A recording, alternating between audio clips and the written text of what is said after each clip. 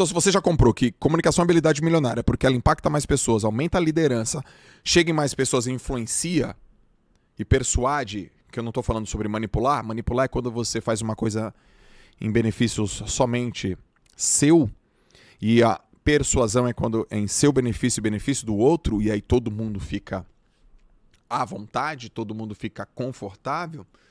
Você tem que entender como que você faz isso. Primeiro, eu já te mostrei que a escola não te preparou para isso. E segundo, é isso que a gente precisa no mercado de trabalho. Porque você entra... Tem uma pesquisa da Harvard Business Review antiga, que as pessoas entram pelo currículo e saem pelo comportamento. 85% das demissões nas empresas é por conta de comportamento. E uma delas é sua inabilidade na comunicação. Outras pesquisas também mostram que o maior problema quando uma empresa cresce é a comunicação. A comunicação começa a ficar complexa, ela leva muito tempo. E o maior problema na comunicação é a falta de especificidade. E geralmente as pessoas elas se comunicam de uma maneira curiosa. Elas se comunicam com redundância, ficam rodando. Prolixa, demoram para chegar no mesmo lugar. Elas comunicam de maneira gerundista com gerúndio. Estamos fazendo, estamos vendo, estamos planejando. Elas distorcem, elas omitem e elas generalizam. Todo mundo, ninguém, a maioria, tudo eu. Eu virei a madrugada estudando. Não, você não virou a madrugada estudando, nego velho. Você estudou até 1h30 da manhã. Você não virou a madrugada estudando. Mas tudo eu. Tudo o quê? O que é tudo? Tudo é tudo. E não é tudo. Mas, cara, há muita gente. O que é muita gente? Tu viu geral tá falando geral? O que é geral? Eu não tô te entendendo. E é sua obrigação. Porque existe uma comunicação chamada input e aí existe o processamento e o output. Então eu não sou o tipo de cara que fala assim, olha, eu sou um comunicador, eu sou responsável pelo que eu digo, não pelo que você entende. Não, cara. Eu sou responsável pelo que eu digo e pelo que você entende. Eu sou professor. Eu lembro que uma vez eu estava numa palestra, bem na minha jornada como professor, e um professor, tinham 800 pessoas na sala. 800, de um congresso. Chamado Fitness Brasil, o maior congresso da educação física até hoje.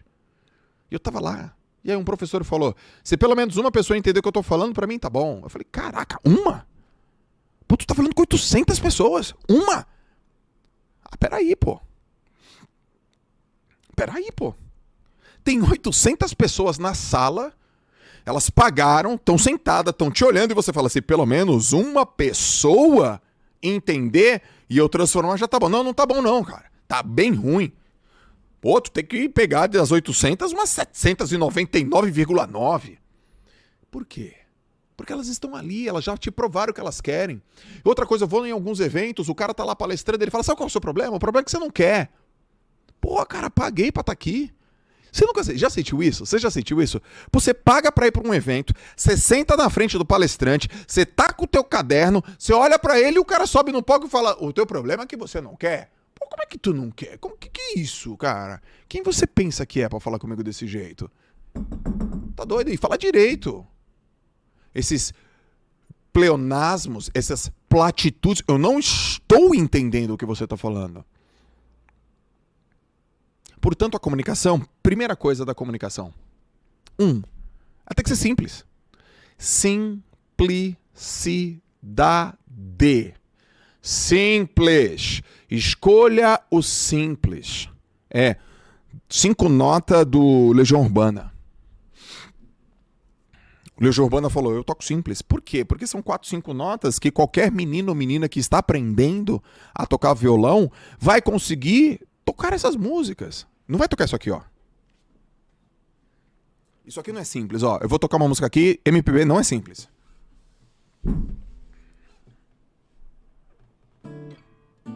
Vou te contar, os olhos já não podem ver. Olha as notas. Coisas que só o coração pode entender. Fundamental é mesmo um amor, é impossível ser feliz sozinho. Você não vai tocar isso aqui. Isso aqui não é simples. Isso aqui é MPB. É Ré com sexta e nona. É uma nota diminuta, terceira aumentada, relativo. Não é simples. Você vai tocar uma música em quadrado de Mi, que tem 4 notas. Por quê? Porque ela é acessível. porque ela é democrática, porque ela te empodera. A comunicação é simples, gente. Você quer realmente influenciar as pessoas? Fale simples. Gente, eu sou doutor, pô. Eu sou mestre, eu sou professor, eu sou pós-graduado, eu sou doutor, eu estou fazendo outro doutorado. Eu convivi durante muitos anos na academia com pessoas incríveis, com doutores, pós-doutores maravilhosos, mas, pô, tem uns caras que falam muito difícil. Quantas vezes eu já fui num curso pra ouvir um cara, eu falei, meu, eu quero ouvir esse cara, mas, cara, ele fala muito difícil. E parece que ele gosta de falar difícil. Parece que ele gosta de escolher umas palavras. Parece que ele gosta de me fazer me sentir meio um bostão. Por quê? Porque ele escolhe palavra difícil. Então ele não quer se comunicar, ele quer se achar. Quer falar difícil pra quê? Quer escolher essas palavras difíceis pra quê? Pra achar que você é bonzão? Que você é inteligentão? Não, cara. As pessoas estão agindo. O objetivo da comunicação é fazer as pessoas agirem. Quando você fala assim, me escuta, tô te ouvindo, mas não tô te entendendo, porque você tá todo complexo. Então, simplicidade. E a simplicidade vem com a naturalidade. Natural. Seja natural. É muito comum você pegar pessoas que talvez nem fizeram, sei lá, faculdade, nem terminaram os estudos. E elas são absolutamente e facilmente compreendidas aqui, ó, no estalar de dedos. Por quê? Porque elas são simples. E elas falam de forma natural. E você gosta delas. Você fala, cara, que engraçado. Cara, engraçado. Olha que mulher engraçada. Eu tô entendendo o que você tá falando. Naturalidade. Natural. E o teu corpo fala. Só que tem gente que acha que a naturalidade é pouco, é raso. Tem gente que acha que escolher uma palavra simples é pouco. A outra coisa que é muito importante na comunicação é linguagem não falada. Ô, galera, é o seguinte, eu falo de alta performance, eu gosto muito de falar nas minhas palestras. Gente, eu falo de alta performance, sim, os caras, sim. Eu posso ser um cara que está acima do peso? Eu posso ficar acima do peso? Aí os caras, não. Eu falo, posso, a vida é minha. A galera ri. A vida é minha. Mas não é sobre se eu posso, é se eu devo. Aí eu falo, gente, eu devo? Aí os caras, não deve. Por quê? Porque comunica. Se eu falo sobre alta performance e estou acima do peso, eu estou comunicando. Cara, não tem congruência. Se você é um dentista e tem um dente podre, não tem congruência. Se você é um cardiologista e está com sobrepeso, não tem congruência. Se você é um gerente financeiro e você está quebrado financeiramente, como é que você vai gerenciar o meu dinheiro se nem você tem?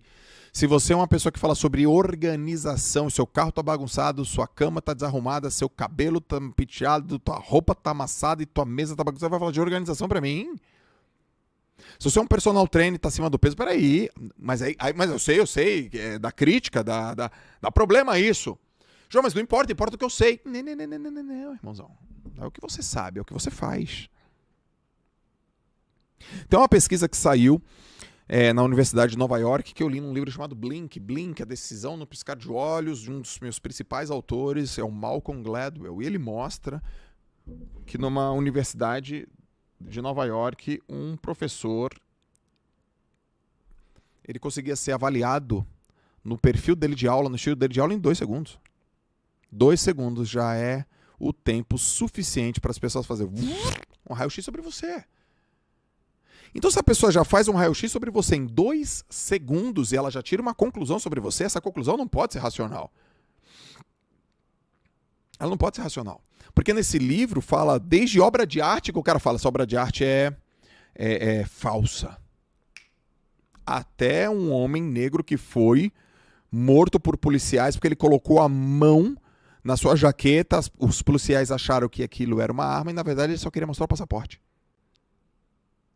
Então, por exemplo, negro à noite é igual a perigo. Taxistas pensam assim. Ué, mas será que é? Até provar, nego velho, que focinho de porco não é tomada. O tema é difícil, mas é o que é. Então a pessoa olha pra você, ela te avalia rápido. O jeito que você se veste, tem pesquisa que mostra, se você tá de farda, você já exerce autoridade. Pode ser um ator, ele tá de farda. Opa. Ele tá de jaleco. Opa. Ele tá de blazer, ele tá de... Opa. Autoridade, pro jeito que você se veste. o jeito que você fala, a altura, a posição do teu corpo, posição Mulher Maravilha da Amy Cady, que é um dos TED Talks mais ouvidos da história no YouTube. Não sei exatamente quantos milhões, sei lá, uns 100 milhões de views.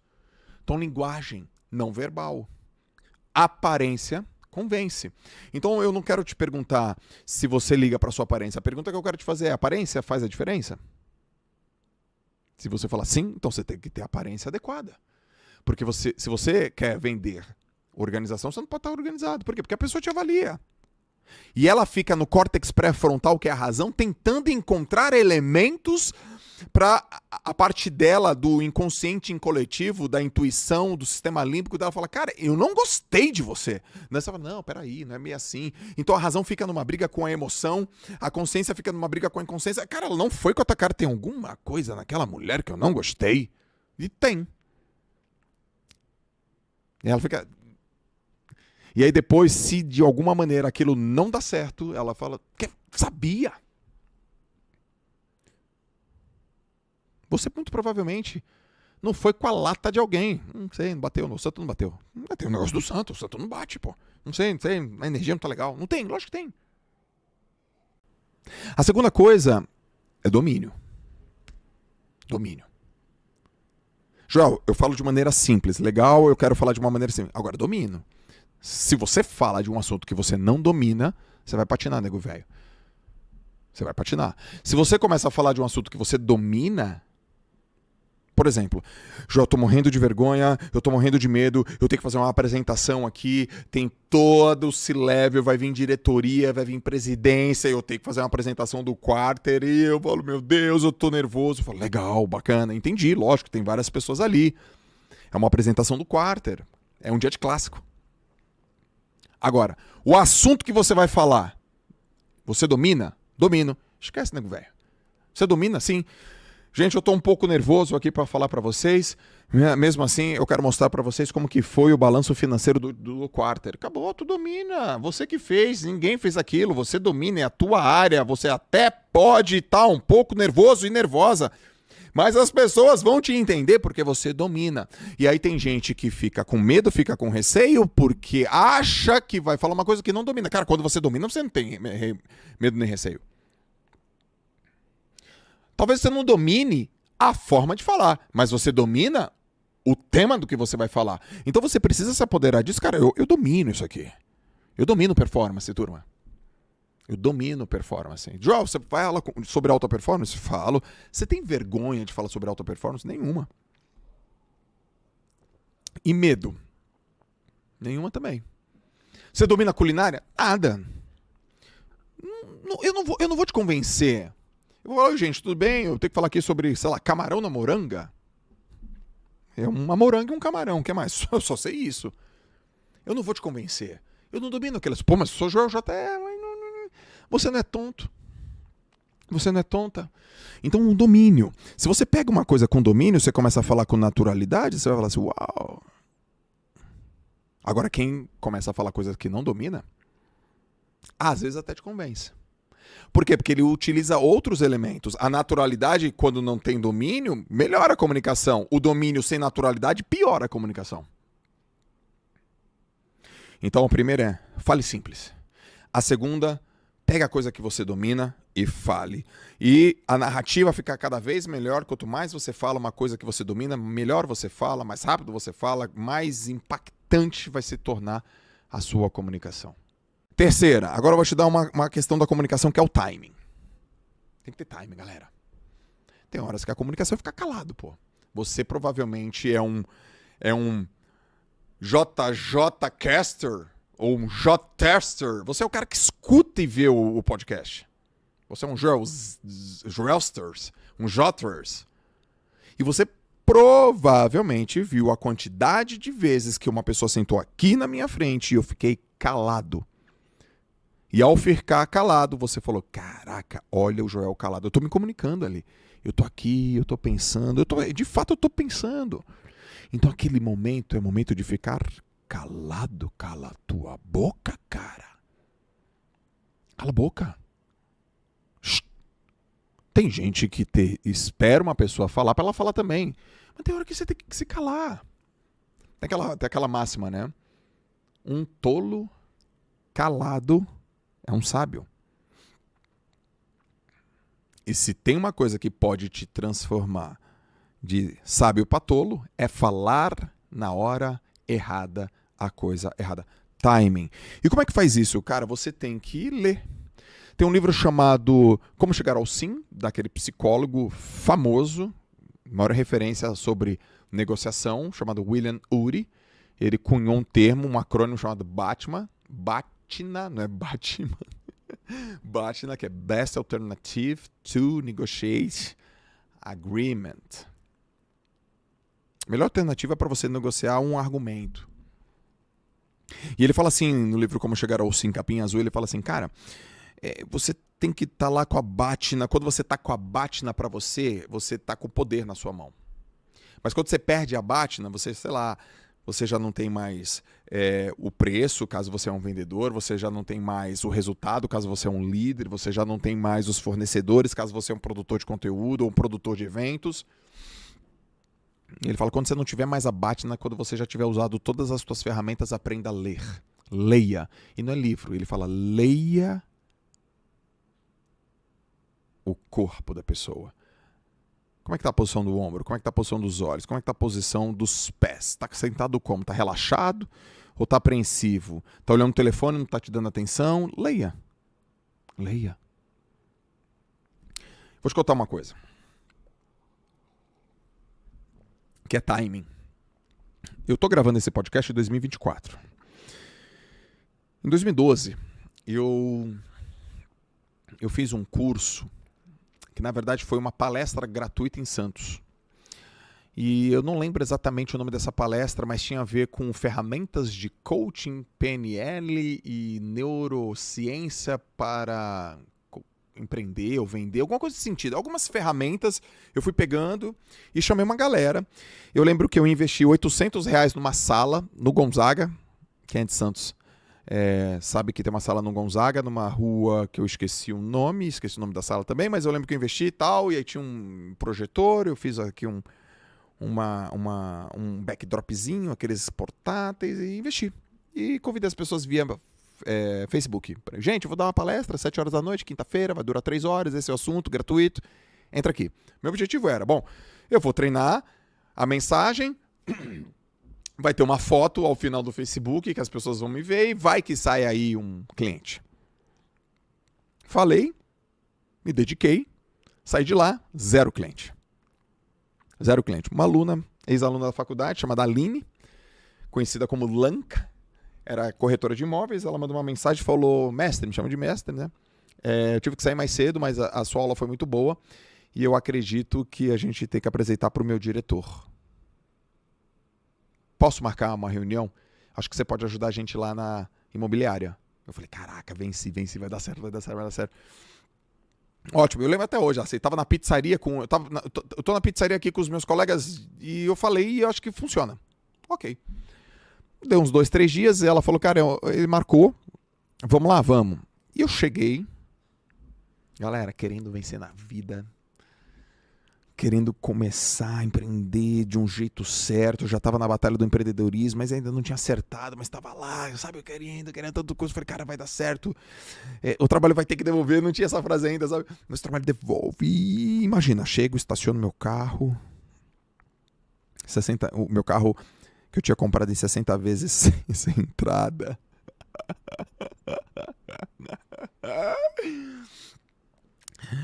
aquelas decisões idiotas que você faz na vida. Eu comprei meu carro em 60 vezes sem entrada. E os caras, como é que você compra um carro 60 vezes sem entrada? E aí você dá aquela resposta, mas se eu não parcelar, eu nunca vou ter nada na vida. Sabe aquele discurso? Eu tinha. Aí estacionei meu carro 60 vezes sem entrada. Fui lá, falei com o cara. Aí o cara entrou. Eu tava esperando na sala dele, que era o gerente. Ele entrou. Ele não olhou na minha cara, ele tava pé da vida, porque eu acho que a Aline falou, cara, vai lá, é legal, esse cara é legal, é muito bacana, é muito legal, tal. Ele deve ter falado, esses caras aí. E ele entrou e falou assim, Joel, né? Ele sentou, olhou na minha cara e falou assim, Joel, né? Ó, cara, pra eu não ocupar muito teu tempo, nem você ocupar muito meu tempo, eu sei que você tem muita coisa pra fazer. O que é mesmo aí que a Aline falou que você faz? E ali eu percebi, no timing e na linguagem dele, o que ele estava me dizendo. Ele entrou e falou, Joel, né? Ou seja, então, ele não me conhecia direito. Zero autoridade. Quem tinha autoridade era a Aline, eu não tinha autoridade. 2, para não ocupar muito o seu tempo, que você deve ter muita coisa para fazer, ele tá dizendo para mim assim, cara, eu não tenho tempo, seja objetivo. O que é mesmo que você faz? Não me venha com churumelas, é isso que ele tava me dizendo. Dele, eu não tenho tempo. E ele sentou, eu lembro, eu na frente dele, ele não olhou para mim, pô. Ele fez assim, depois ele ficou mexendo nos papéis, cara, ele tava com outra coisa para fazer. E olha só o que eu falei pra ele. Eu falei assim, o meu trabalho é falar a mesma coisa que você fala, só que de outra forma, pra ver se a tua galera entende. Foi isso que eu falei. Eu só falei isso. Ele virou, olhou pra mim e falou, é isso! Porque esses caras aqui, Joel, não é possível. Esses caras não entendem. Aí, cara, eu capturei o cara na hora. Nós ficamos 45 minutos falando e eu fechei um contrato de 10 mil reais. Naquele dia. E ele até me perguntou, posso pagar no cartão? Você parcela pra mim no cartão? Parcelo. Eu nem tinha maquininha de cartão. Eu pedi minha maquininha de cartão pra um amigo meu, Rogério, professor e dono da academia Estilo do Corpo em Santos. Rogério, você me emprestou o cartão, você lembra disso? A maquininha de cartão, passei nele. Nem maquininha de cartão tinha. Mas eu falei, eu falo a mesma coisa que você, só que de outra forma para a galera entender. Mas eu falo a mesma coisa que você. Foram 45 minutos. Ele pegava papel, ele pegava não sei das quantas. Com quem eu tava falando? Eu tava falando com o dominante influente do perfil DISC. Talvez você não sabe, tem dominante, influente, estável e conforme. Mas você tem que olhar, tem um timing. Tem hora que tem que ficar calado, galera. Porque quem fala primeiro perde, quem pergunta melhor ganha, a melhor história sempre vence. Se você é vendedor e fala muito, você é um vendedor ruim. Porque vendedor bom pergunta, e pergunta bem, e escuta. Escuta para compreender, compreende para falar depois. Então tem que perceber. Gente, timing, tem hora que é para ficar calado. Tem hora que é para falar, tem hora que é para falar pouco. E sempre tem gente que tem um mais, tem um mais, tem um mais. Cara, você não tem timing. Como é que você acha que você vai se comunicar e se conectar comigo? Quarta forma de você melhorar sua comunicação. A gente aprende mesmo com história. Com história, então, tem uma boa história. Quem pergunta melhor ganha. Desculpa. Quem fala primeiro perde. Quem pergunta melhor ganha. A melhor história sempre vence. A história é a cola. É a cola. A metáfora. Tudo isso cola. Então, por exemplo, eu poderia te contar uma história assim, ó. Eu poderia te dar um conteúdo de resiliência assim, ó. Joel, fala sobre resiliência. Eu falo, gente, a gente tem que ser resiliente.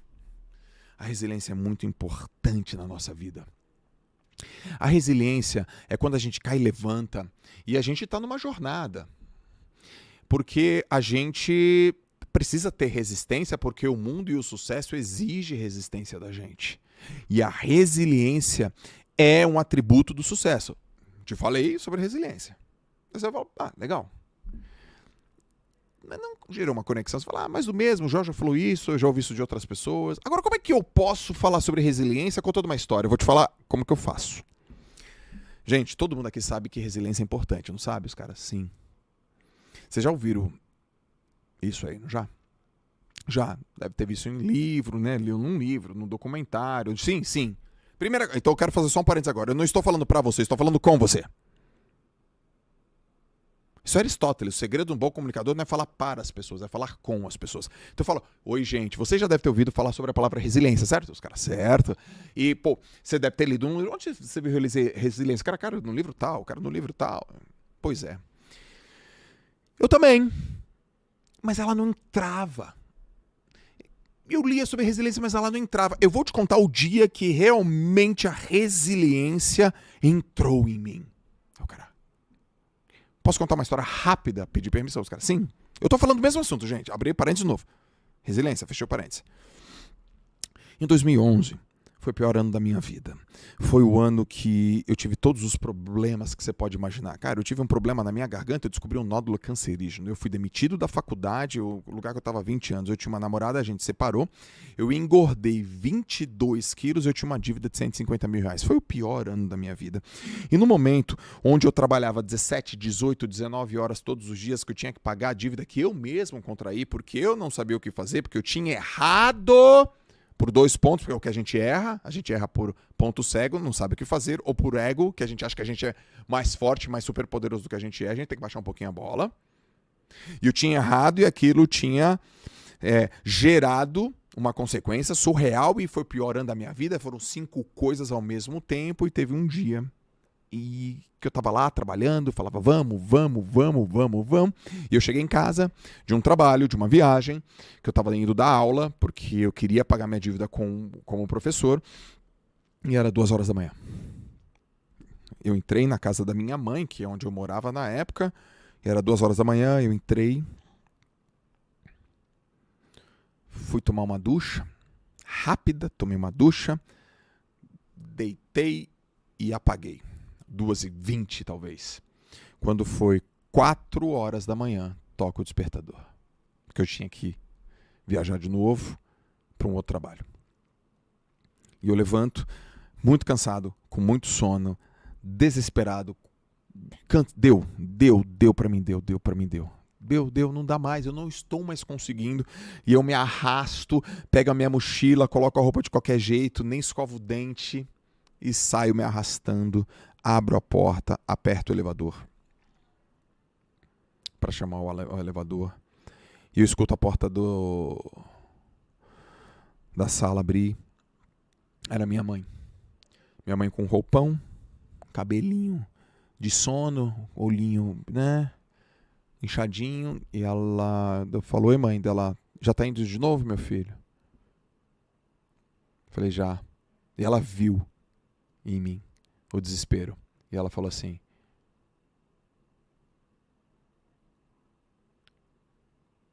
isso vai passar? Continua e que Deus te abençoe.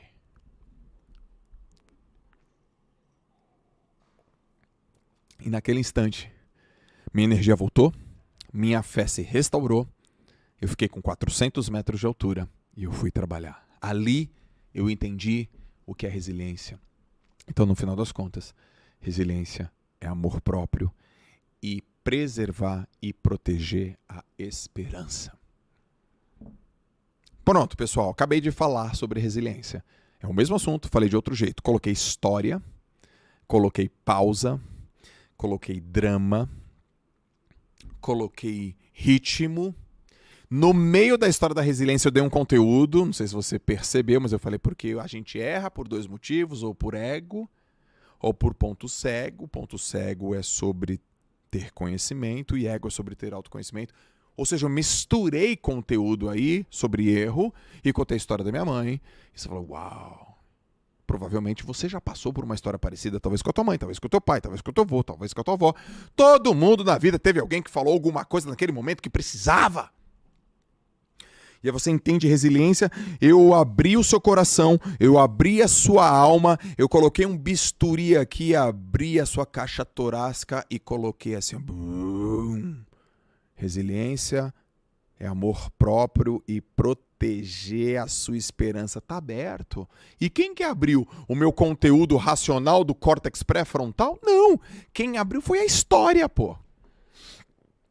E você tem uma história. Todo mundo tem uma história maravilhosa. Você hoje que tá me vendo, que tá me ouvindo, tem uma história hoje digna de livro.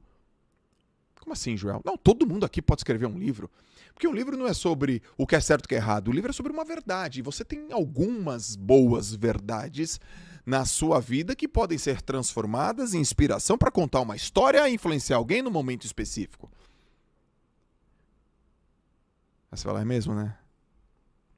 É, cara. É mesmo. Portanto, esse timing, essa percepção, o domínio, a naturalidade, a simplicidade são fundamentais. São fundamentais. Fundamentais.